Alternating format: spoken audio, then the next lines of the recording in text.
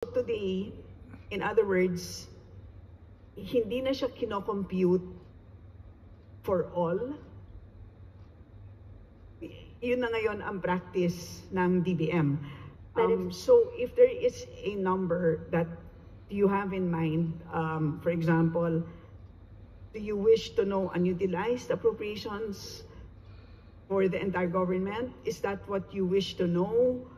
Madam Speaker, parang di naman po nagbabago yung definition ng overall savings. Yung savings naman talaga is, as you said, yun ang definition ng savings natin.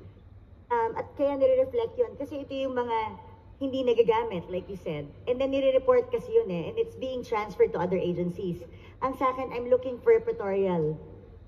They have to report it to us, just like before. For example, ang overall savings natin in 2020 is 3.5 billion. That's why it's also significant. And then for all those